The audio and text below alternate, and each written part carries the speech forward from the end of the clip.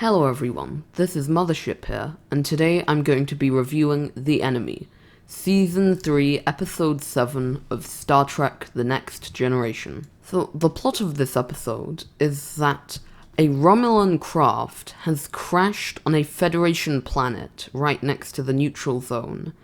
Now, this causes some trouble, but Geordi gets lost in an away mission down on the planet. Now there's quite a bit of ionic interference, so they can't find Geordi or beam him up. So he's trapped down on the planet, and it turns out that there's still surviving Romulans down there. Meanwhile, on the Enterprise, Romulan warbirds begin decloaking and getting more and more aggressive. So Picard is forced into peace talks with G'Kar from Babylon 5, so that this can all end safely. But then Wesley makes a special little contraption, which basically gives Geordi a kind of beacon right to his visor, where if he gets to a certain place, they'll be able to beam him up. But the problem is that a Romulan is holding him hostage, but they're both dying. But because the Romulan is kind of a stubborn idiot, it takes him hours and hours to figure out that maybe they should just go on to the Enterprise, and maybe everything will be alright.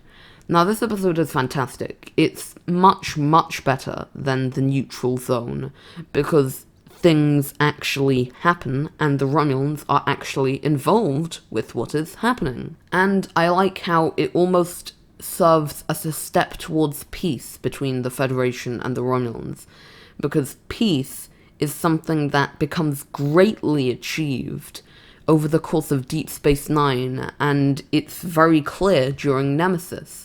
Because in Deep Space Nine, the Federation, the Romulans, and the Klingons are all united against a common enemy, the Dominion.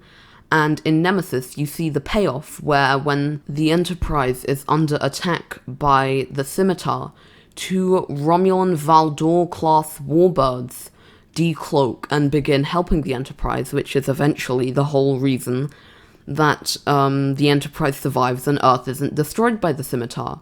So, you've got, since TNG, this growing sense of peace coming together with the Romulans and the Federation, and I think that's just a really nice touch. Now, there's a good subplot where there's one very badly injured Romulan from the crash site, and Worf is the only person on board with blood that can be transfused to the Romulan for some confusing unknown reason, because Vulcan blood would realistically of course work. They're essentially the same species, but oh well. But Worf refuses, because Romulans and Klingons hate each other, so the Romulan dies. And I think that's a great subplot, showing off how stubborn Romulans and Klingons can be. So, I'm going to give The Enemy a 8 out of 10. Definitely better than the neutral zone. So join me next time, where I will review The Defector.